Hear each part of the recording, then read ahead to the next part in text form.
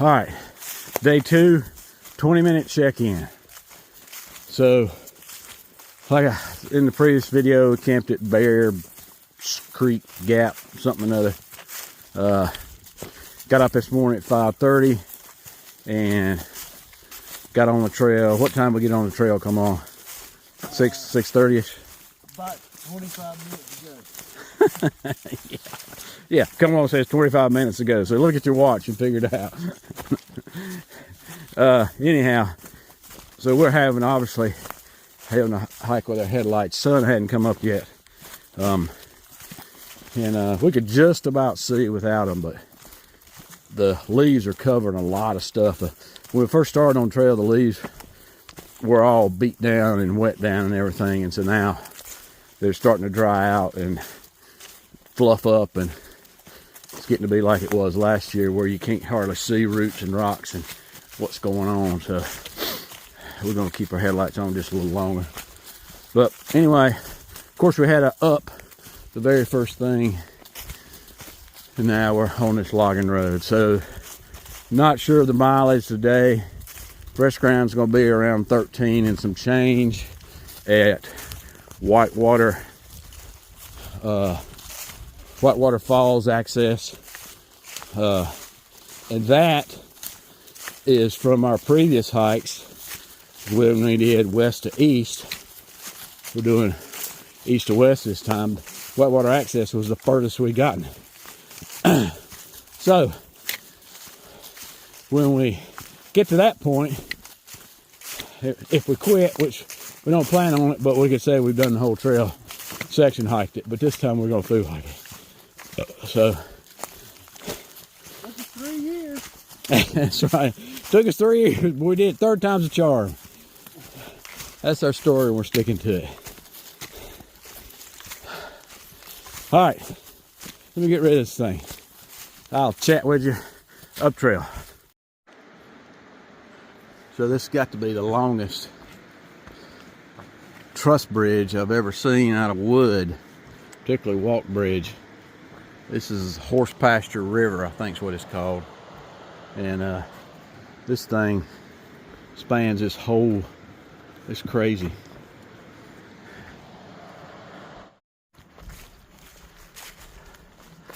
So a lot of the foothills is on fire roads. Or they're probably not even fire roads, they're probably old logging roads that have just been maintained, and maybe they maintained them for emergency fire roads, but you know, there's no significant blowdowns on them or anything. They could certainly be accessed, a lot of them, through ATV and stuff, but I suspect they started out as logging roads, and even a couple places that when you get to the top, they kind of run off at the peak, back up to a little higher peak when you go between the two peaks, and you could tell those used to be cut because there's just really small trees in there. So that was probably just a logging road that went up to the top. Anyway, there's narrow trail, logging roads, freaking slick 4x4 steps, and then regular stair treads that are slick. There is steps that are about like ladders. A lot of bridge crossings, slick as owl snot, and a lot of the downs that utilize the 4x4 blocks are really, really sketchy and really, really long. And then climbing up some steep stuff, they use blocks, and I mean, it keeps it from washing, but dang, looks like they could have put a couple switchbacks in there somewhere. Anyway, it's not what they did. So you can't get hurt on this trail, in my opinion, easier than you can on the AT, just because of how slick some of the infrastructure is. Got up this morning, and my a lot of the condensation that wasn't right above my head was frozen. I got on 2 layers now and have not really gotten warm. Yeah, it started getting sweaty, and I had to, I'll be back. So yeah, I don't like to intrude upon people's hike by videotaping them, or anyway, back to the story. So the condensation had frozen, so it was definitely below freezing last night. Condensation didn't freeze until later in the night, so my sleeping bag down at the toe box where it hits the tent got wet, and really up at my head got wet too when I would pull my quilt up.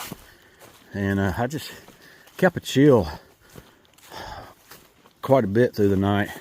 I don't know if that was because my down, I mean, it didn't lose its loft, but I don't know if it gotten wet or what. But anyway, a couple times I woke up a little chilly when I get a draft, so it probably got down into the, maybe the high 20s, 29-ish, so definitely not a hard freeze. But did notice that a lot of the slickness on some of these handrails coming up was iced over. All right, I'll see if I can negotiate this without getting wet. Chat with you later.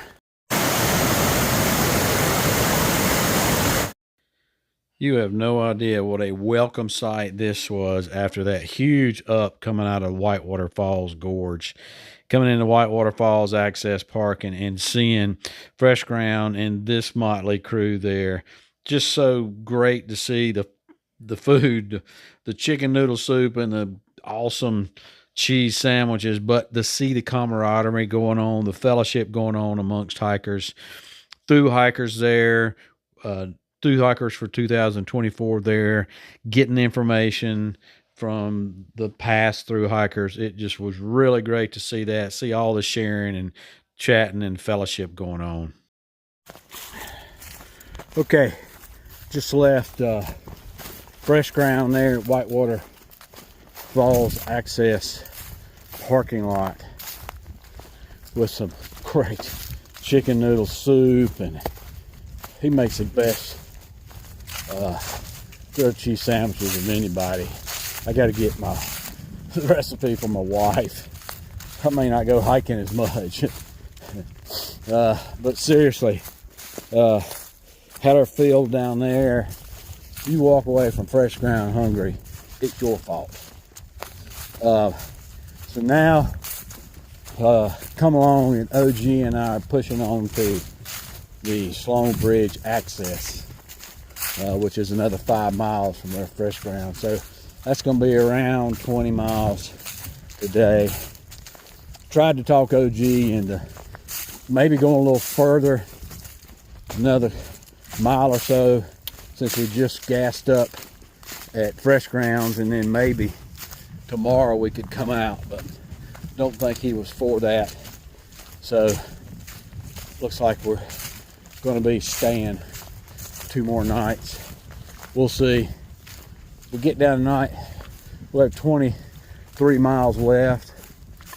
Dang, it'd be good to get out tomorrow. I know it's going to be 23 miles is tough no matter what, but what I've been told and my experience, because I've done this section before, is this is the easier section than the western section. So we'll see. We might could actually slack pack some of that to make it, but anyway, I'm not counting on it. As long as nobody's hurt and one guy wants to extend out the vacation, I'm all for it. Well, whatever. Everybody wants to get their own thing out of the hiking. It's supposed to be cold tonight. It's going to be the coldest night. I think it's getting around into the down below 30s, into the like 27 or something. But it won't get there till like 3 or 4, but still, we'll see. Another thing we did at Fresh Grounds is air everything out. Hopefully, most of it dried. Wasn't there long enough to charge everything. So